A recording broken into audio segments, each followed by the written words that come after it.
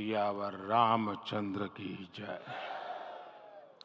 श्रद्धेय मंच, सभी संत एवं ऋषिगण,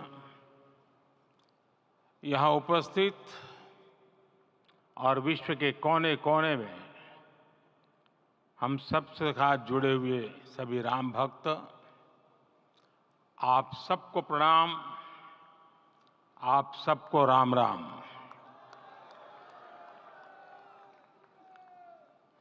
आज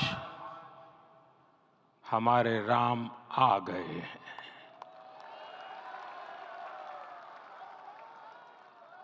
सदियों की प्रतीक्षा के बाद हमारे राम आ गए हैं। सदियों का अभूतपूर्व धैर्य, अनगिनत बलिदान, त्याग और तपस्या के बाद हमारे प्रभु राम आ गए हैं। इस शुभ घड़ी की आप सभी को, समस्त देशवासियों को बहुत बहुत बधाई। मैं अभी गर्भगृह में ईश्वरीय चेतना का साक्षी बनकर आपके सामने उपस्थित हुआ हूं। कितना कुछ कहने को है, लेकिन कंठ अवरुद्ध है। मेरा शरीर अभी भी स्पंदित है, चित्त अभी भी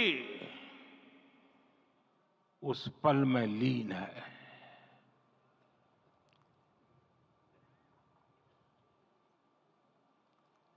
हमारे रामलला अब टेंट में नहीं रहेंगे।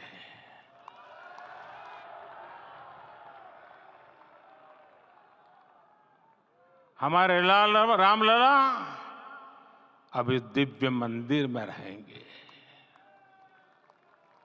मेरा पक्का विश्वास है, अपार श्रद्धा है कि जो घटित हुआ है, इसकी अनुभूति देश के, विश्व के कोने कोने में राम भक्तों को हो रही होगी।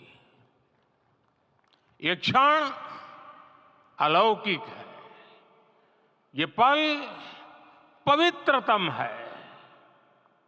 ये माहौल, ये वातावरण, ये ऊर्जा, ये घड़ी प्रभु श्री राम का हम सब पर आशीर्वाद है। 22 जनवरी 2024 का ये सूरज एक अद्भुत आभा लेकर आया है। 22 जनवरी 2024 ये कैलेंडर पर लिखी एक तारीख नहीं, ये एक नए काल चक्र का उद्गम है।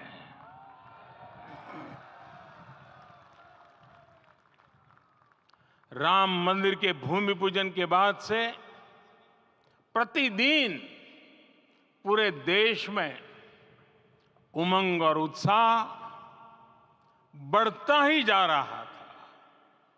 निर्माण कार्य देख देशवासियों में हर दिन एक नया विश्वास पैदा हो रहा था। आज हमें सदियों के उस धैर्य की धरोहर मिली है। आज हमें श्री राम का मंदिर मिला है। गुलामी की मानसिकता को तोड़कर उठ खड़ा हो राष्ट्र। अतीत के हर दंश से हौसला लेता हुआ राष्ट्र ऐसे ही नव इतिहास का सृजन करता है। आज से 1000 साल बाद भी लोग आज की इस तारीख की, आज के इस पल की चर्चा करेंगे।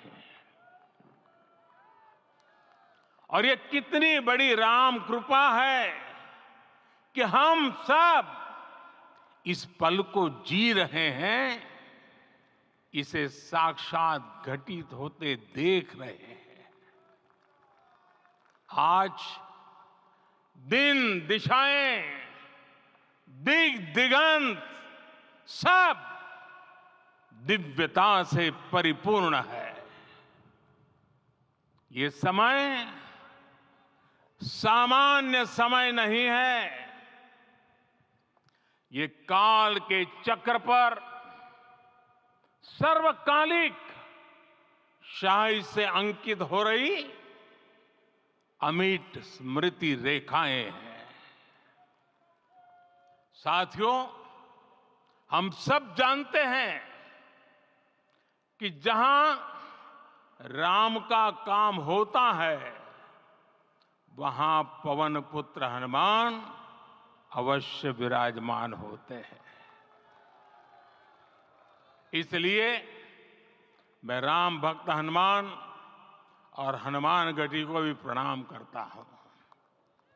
मैं माता जानकी, लक्ष्मण जी, भरत, शत्रुघ्न सबको नमन करता हूं। मैं पावन अयोध्यापुरी और पावन सरयू को भी प्रणाम करता हूं। मैं इस पल दैवीय अनुभव कर रहा हूं कि जिनके आशीर्वाद से ये महान कार्य पूरा हुआ है। वे दिव्य आत्माएं, वे दैवीय विभूतियां भी इस समय हमारे आसपास उपस्थित है। मैं इनसे भी दिव्य चेतनाओं को भी कृतज्ञता पूर्वक नमन करता हूं। मैं आज प्रभु श्री राम से क्षमा याचना भी करता हूं। हमारे पुरुषार्थ, हमारे त्याग, तपस्या में कुछ तो कमी रह गई होगी कि हम इतनी सदियों तक ये कार्य कर नहीं पाए। आज वो कमी पूरी हुई है।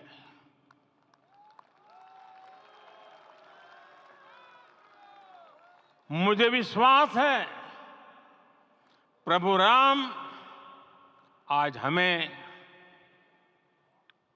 अवश्य क्षमा करेंगे। मेरे प्यारे देशवासियों, त्रेता में राम आगमन पर पूज्य संत तुलसीदास जी ने लिखा है, प्रभु बिलो की हर से पुरबासी, जनित वियोग विपत्ति समनासी। अर्थात प्रभु का आगमन देकर ही सब अयोध्यावासी, समग्र देशवासी हर्ष से भर गए। लंबे वियोग से जो आपत्ति आई थी, उसका अंत हो गया। उस कालखंड में तो वो वियोग केवल 14 वर्षों का था। तब भी इतना असह्य था। इस युग में तो अयोध्या और देशवासियों ने सैकड़ों वर्षों का वियोग सहा है। हमारी कई कई पीढ़ियों ने वियोग सहा है। भारत के तो संविधान में उसकी पहली प्रति में भगवान राम विराजमान है। संविधान के अस्तित्व में आने के बाद भी दशकों तक प्रभु श्री राम के अस्तित्व को लेकर कानूनी लड़ाई चली। मैं आभार व्यक्त करूंगा भारत की न्यायपालिका का, जिसने न्याय की लाज रख ली।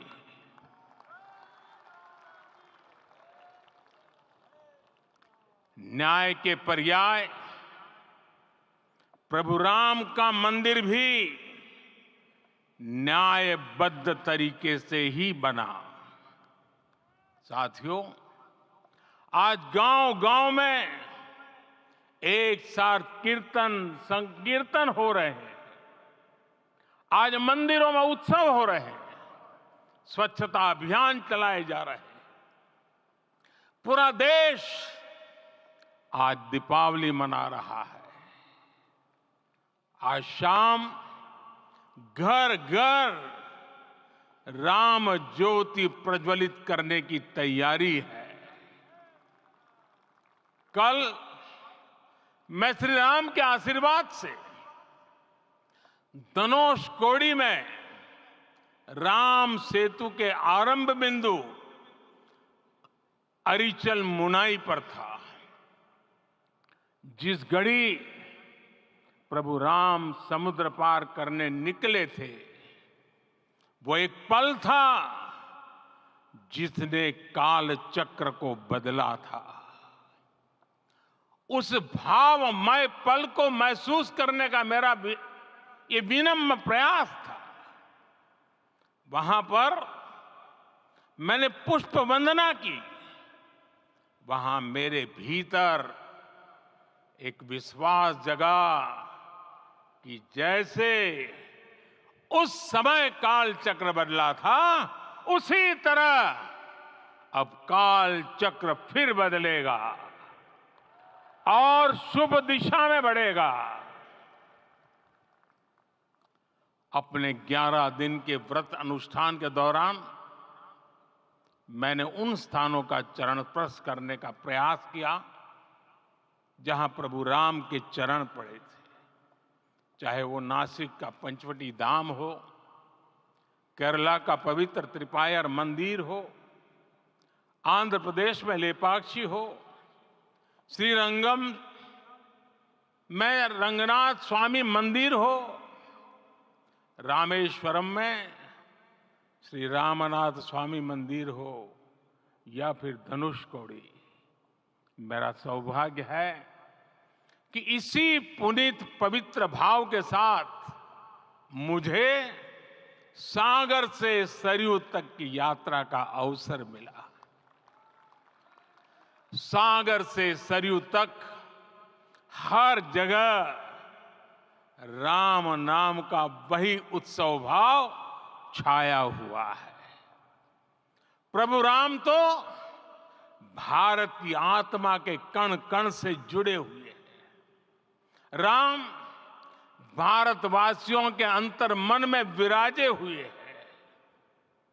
हम भारत में कहीं भी किसी की अंतरात्मा को छुएंगे तो इस एकत्व की अनुभूति होगी, और यही भाव सब जगह मिलेगा।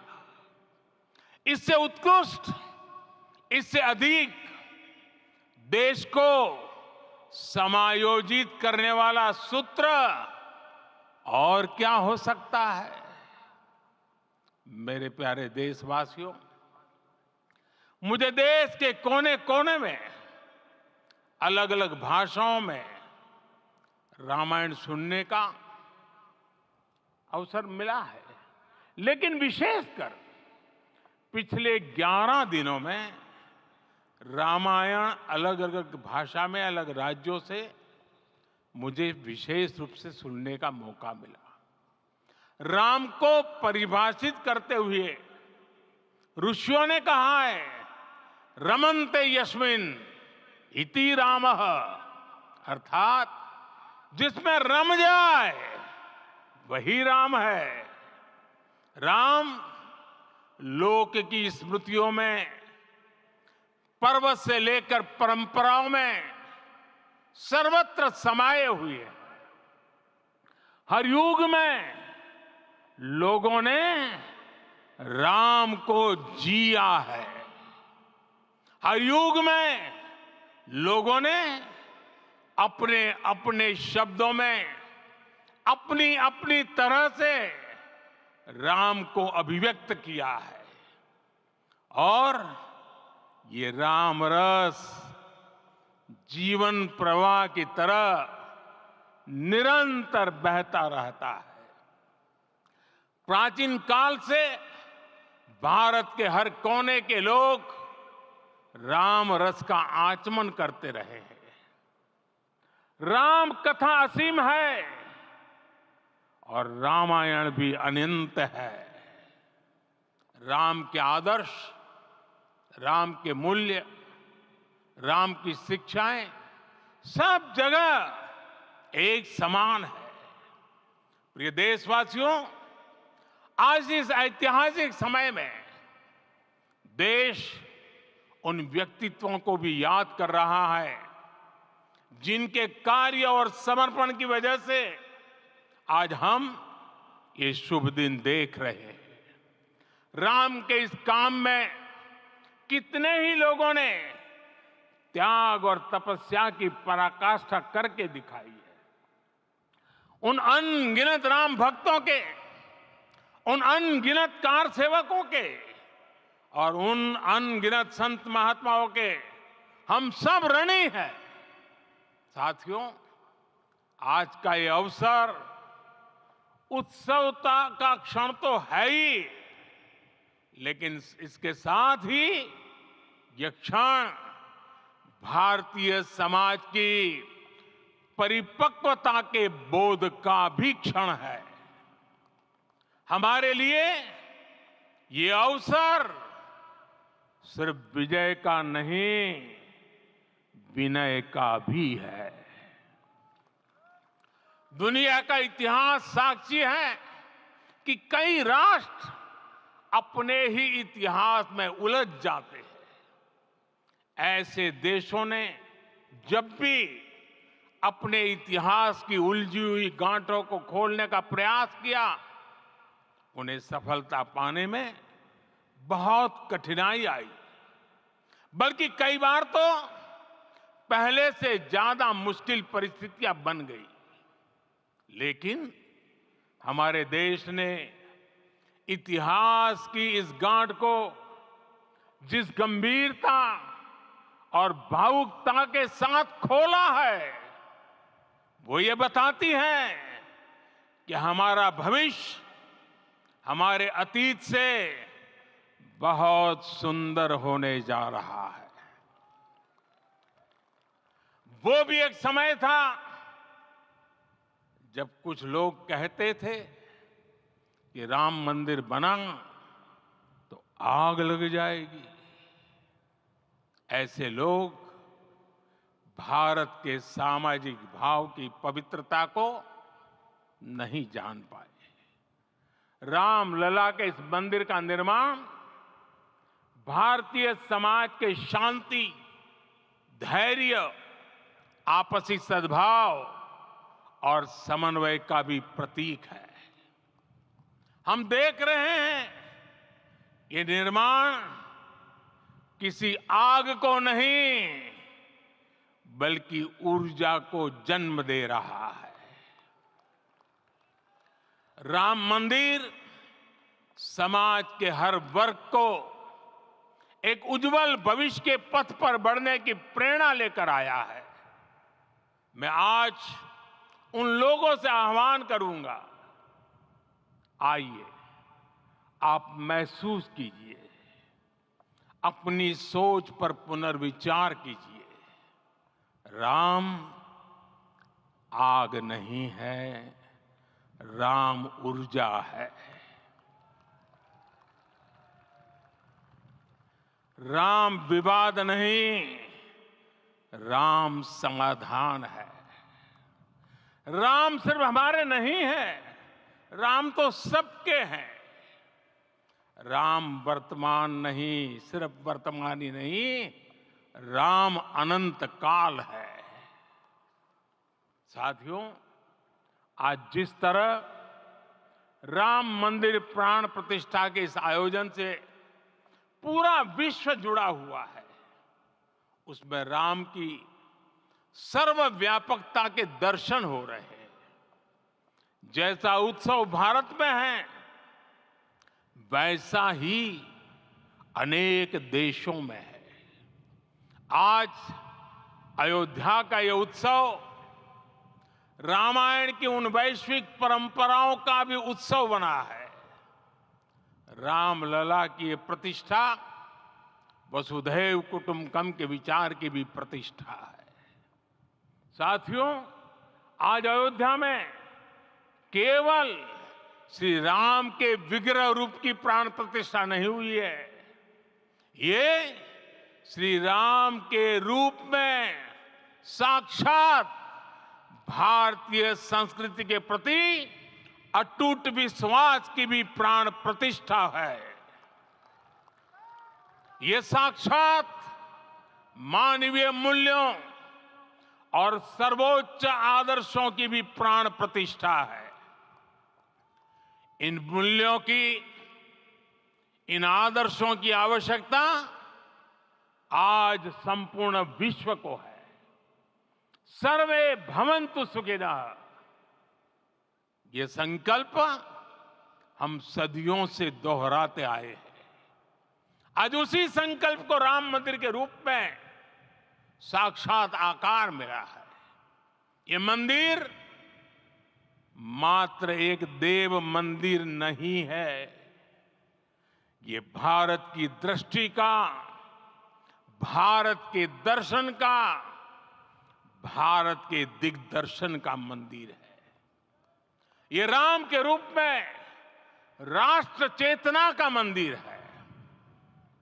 राम भारत की आस्था है, राम भारत का आधार है, राम भारत का विचार है, राम भारत का विधान है, राम भारत की चेतना है, राम भारत का चिंतन है, राम भारत की प्रतिष्ठा है, राम भारत का प्रताप है, राम प्रवाह है, राम प्रभाव है, राम नेति भी है, राम नीति भी है, राम नित्यता भी है, राम निरंतरता भी है, राम विभु है, विशद है, राम व्यापक है, विश्व है, विश्वात्मा है। और इसलिए जब राम की प्रतिष्ठा होती है तो उसका प्रभाव वर्षों या शताब्दियों तक ही नहीं होता, उसका प्रभाव हजारों वर्षों के लिए होता है।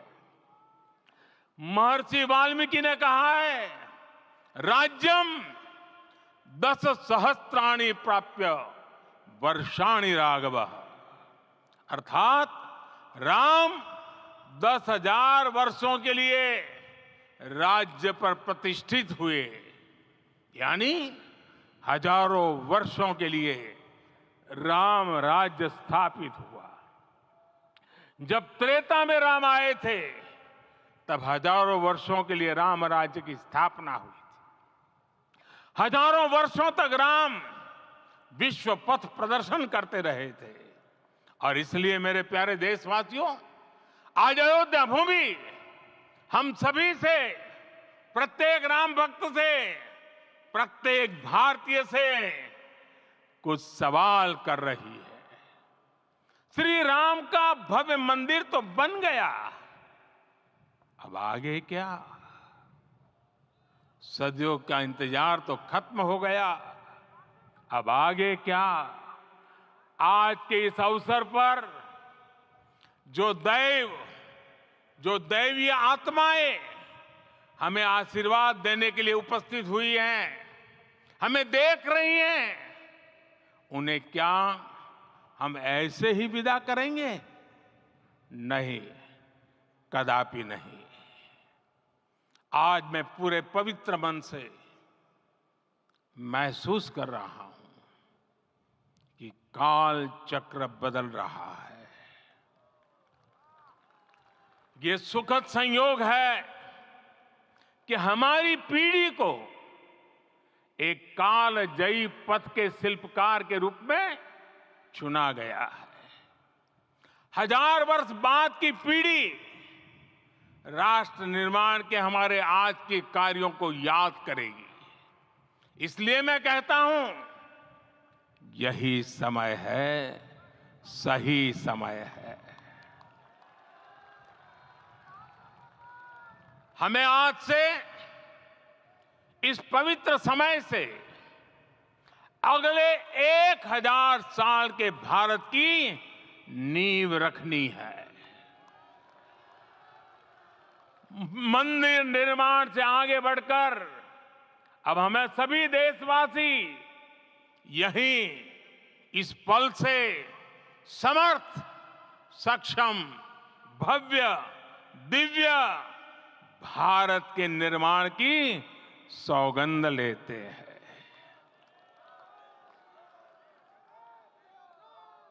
राम के विचार मानस के साथ ही जनमानस में भी हो, यही राष्ट्र निर्माण की सीढ़ी है। साथियों, आज के युग की मांग है कि हमें अपने अंतःकरण को विस्तार देना होगा।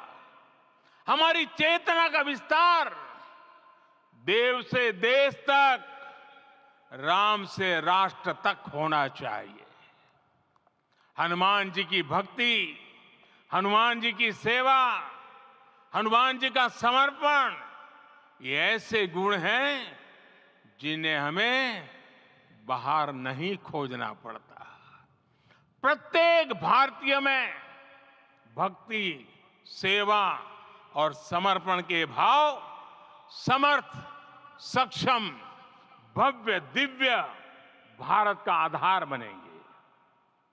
और यही तो है देव से देश और राम से राष्ट्र की चेतना का विस्तार। दूर सुदूर जंगल में, कुटिया में जीवन गुजारने वाली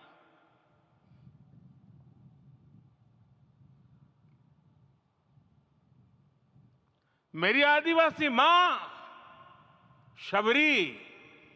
शबरी का ध्यान आते ही अप्रतिम विश्वास जागृत होता है। मां शबरी तो कब से कहती थी, राम आएंगे।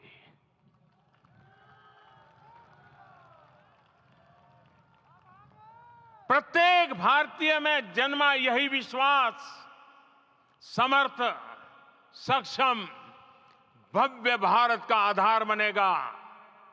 और यही तो है देव से देश और राम से राष्ट्र की चेतना का विस्तार। हम सब जानते हैं कि निषाद राज की मित्रता सभी बंधनों से परे है। निषाद राज का राम के प्रति सम्मोहन, प्रभु राम का निषाद राज के लिए अपनापन कितना मौलिक है।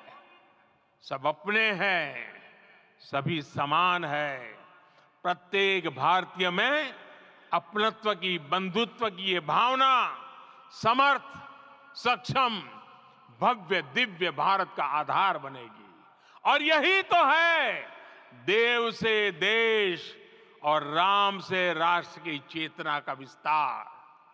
साथियों, आज देश में निराशा के लिए रत्ती भर भी स्थान नहीं है। मैं तो बहुत सामान्य हूं, मैं तो बहुत छोटा हूं। अगर कोई ये सोचता है तो उसे गिलहरी के योगदान को याद करना चाहिए। गिलहरी का स्मरण ही हमें हमारी इस हिचक को दूर करेगा, हमें सिखाएगा कि छोटे बड़े हर प्रयास की अपनी ताकत होती है अपना योगदान होता है और सबके प्रयास की यही भावना समर्थ, सक्षम, भव्य, दिव्य भारत का आधार बनेगी। और यही तो देव से देश और राम से राष्ट्र का, राष्ट्र की चेतना का विस्तार। साथियों, लंकापति रावण प्रकांड ज्ञानी थे, अपार शक्ति के धनी थे, लेकिन जटायु जी की मूल्य निष्ठा देखिए। वे महाबली रावण से भिड़ गए। उन्हें भी पता था कि वो रावण को परास्त नहीं कर पाएंगे, लेकिन फिर भी उन्होंने रावण को चुनौती दी। कर्तव्य की यही पराकाष्ठा समर्थ, सक्षम, भव्य, दिव्य भारत का आधार है। और यही तो है देव से देश और राम से राष्ट्र की चेतना का विस्तार। आइए हम संकल्प लें कि राष्ट्र निर्माण के लिए हम अपने जीवन का पल पल लगा देंगे। राम काज से राष्ट्र काज, समय का पल पल, शरीर का कण कण राम समर्पण को राष्ट्र समर्पण के ध्येय से जोड़ देंगे। मेरे देशवासियों, प्रभु श्री राम की हमारी पूजा विशेष होनी चाहिए। ये पूजा स्व से ऊपर उठ करके समष्टि के लिए होनी चाहिए। ये पूजा अहम से उठकर वयम के लिए होनी चाहिए। प्रभु को जो भोग चढ़ेगा वो विकसित भारत के लिए हमारे परिश्रम की पराकाष्ठा का प्रसाद भी होगा। हमें नित्य पराक्रम, पुरुषार्थ, समर्पण का प्रसाद प्रभु राम को चढ़ाना होगा। इनसे नित्य प्रभु राम की पूजा करनी होगी, तब हम भारत को वैभवशाली और विकसित बना पाएंगे। मेरे प्यारे देशवासियों, ये भारत के विकास का अमृत काल है। आज भारत युवा शक्ति की पूंजी से भरा हुआ है, ऊर्जा से भरा हुआ है। ऐसी सकारात्मक परिस्थितियां फिर न जाने कितने समय बाद बनेगी। हमें अब चूकना नहीं है, हमें अब बैठना नहीं है। मैं अपने देश के युवाओं से कहूंगा, आपके सामने हजारों वर्ष की परंपरा की प्रेरणा है। आप भारत की उस पीढ़ी का प्रतिनिधित्व करते हैं जो चांद पर तिरंगा लहरा रही है। वो 15 लाख किलोमीटर की यात्रा करके सूर्य के पास जाकर मिशन आदित्य को सफल बना रही है। जो आसमान में तेजस और सागर में विक्रांत का परचम लहरा रही है। अपनी विरासत पर गर्व करते हुए आपको भारत का नव प्रभात लिखना है। परंपरा की पवित्रता और आधुनिकता की अनंतता, दोनों ही पथ पर चलते हुए भारत समृद्धि के लक्ष्य तक पहुंचेगा। मेरे साथियों, आने वाला समय अब सफलता का है। आने वाला समय अब सिद्धि का है। ये भव्य राम मंदिर साक्षी बनेगा भारत के उत्कर्ष का, भारत के उदय का। ये भव्य राम मंदिर साक्षी बनेगा भव्य भारत के अभ्युदय का, विकसित भारत का। ये मंदिर सिखाता है कि अगर लक्ष्य सत्य प्रमाणित हो, अगर लक्ष्य सामूहिकता और संगठित शक्ति से जन्मा हो, तब उस लक्ष्य को प्राप्त करना असंभव नहीं है। ये भारत का समय है और भारत अब आगे बढ़ने वाला है। शताब्दियों की प्रतीक्षा के बाद हम यहां पहुंचे हैं। हम सब ने इस युग का, इस कालखंड का इंतजार किया है। अब हम रुकेंगे नहीं, हम विकास की ऊंचाई पर जाकर ही रहेंगे। इसी भाव के साथ रामलला के चरणों में प्रणाम करते हुए आप सभी को बहुत बहुत शुभकामनाएं। सभी संतों के चरणों में मेरे प्रणाम। सियावर रामचंद्र की, सियावर रामचंद्र की, सियावर रामचंद्र की।